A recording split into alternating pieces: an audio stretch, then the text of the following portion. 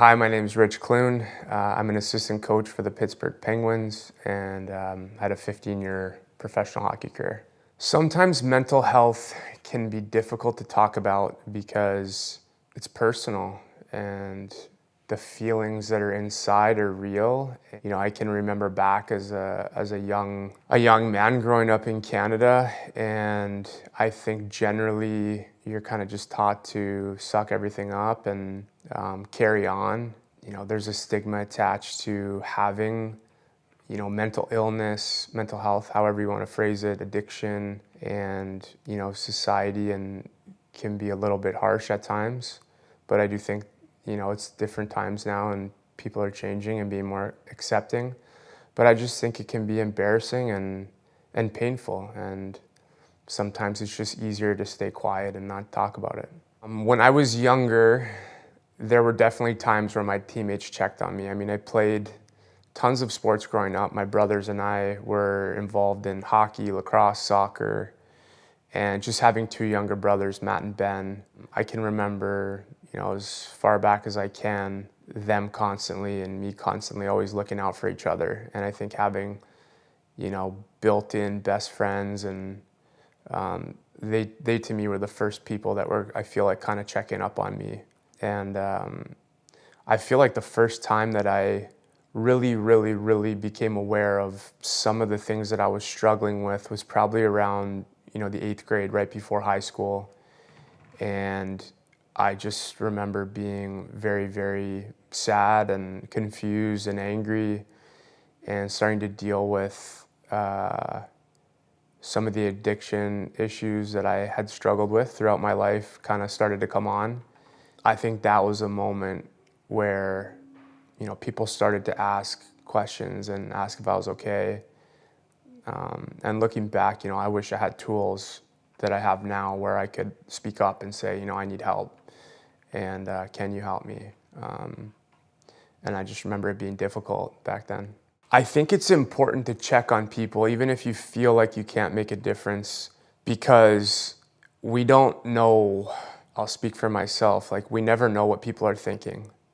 I've been in a place where maybe on the outside I seem happy and things are great, and I'm at my lowest and I'm struggling and I'm sad and depressed, and I feel like the face that we show the world is not necessarily what's actually going on internally. And I was taught early on. I went to this treatment center for alcohol and drug addiction back in Canada. And one of the first things I remember learning, which I thought was really counterintuitive, was instead of, staying stuck inside my head and struggling with what I was dealing with, was to call somebody else, call another alcoholic, call another friend, and just ask how they're doing. And ask how they're doing and just listen.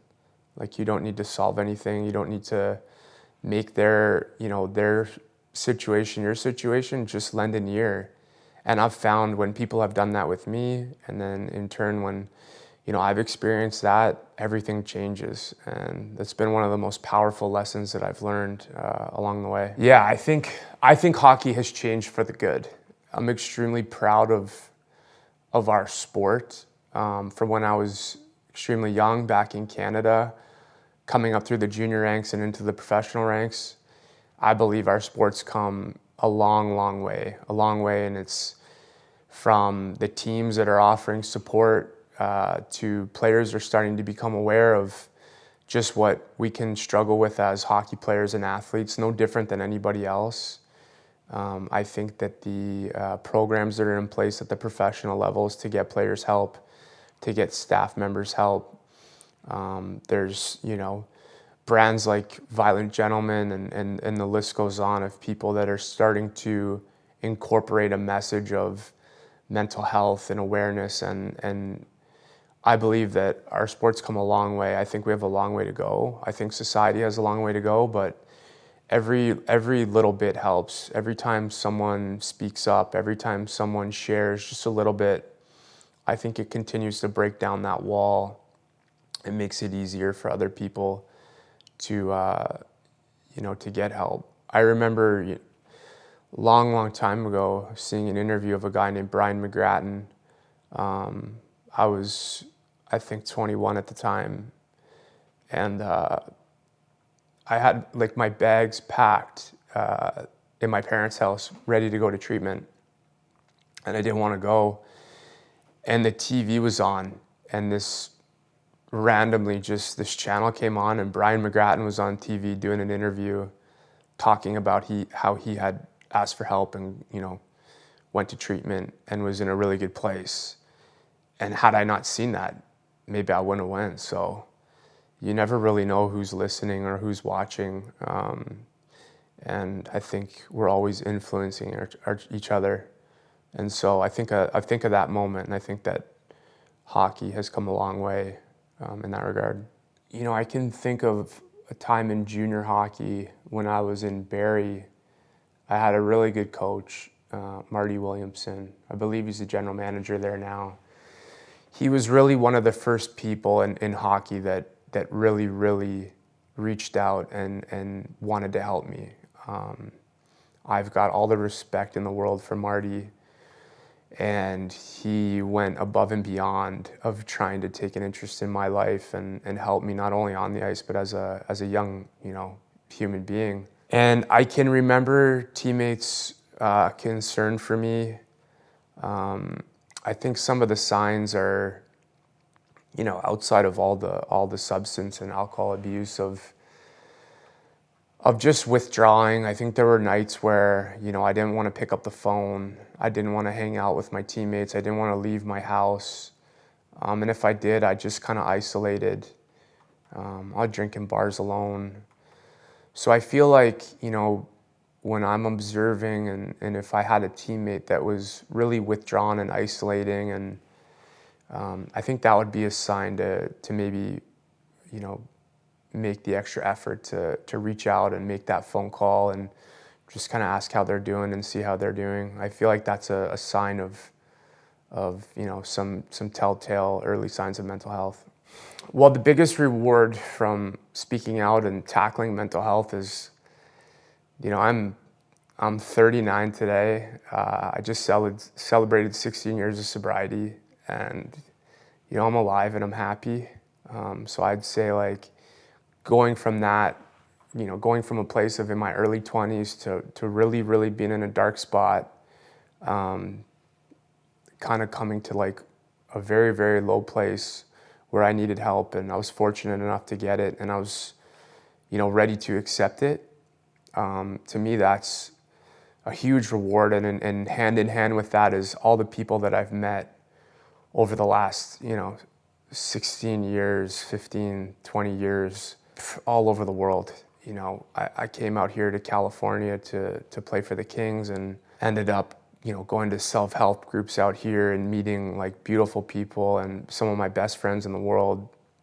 So the relationships that I've formed on this kind of journey is the most rewarding. And obviously, like, I've met people that have, I've been fortunate enough to share some of what I've learned, and in turn they've been able to make some good decisions. And friends that I've met are helping people on a daily basis. And I think we're taught, like, if we give away what we've learned, we'll keep it forever. And I just always try to remind myself that. And in turn, like, I feel like I've got a beautiful wife, Isabel, who, I'm lucky to be with her. And I feel like had I not made, the decisions I made early on, I wouldn't be sitting here married to her today. And, I have a relationship with my brothers and my nieces and my nephew and all my former teammates and coaches, and now being a coach and getting to know players, and I wouldn't be able to do any of that. And it's just been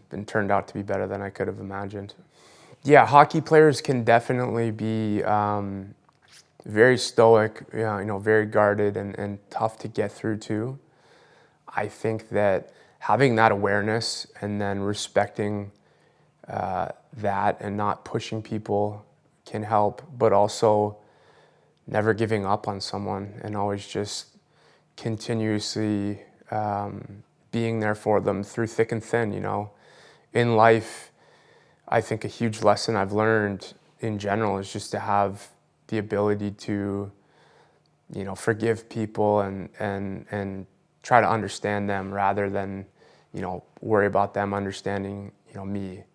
And I just find sometimes I heard a quote years ago, and it was the hardest people to love need it the most. And, sometimes hockey players can be pretty stubborn and bullheaded, but I found that deep down athletes, no different than any other human, just need someone to talk to. And I think just listening, like I had mentioned before, just listening, and that's all you need to do.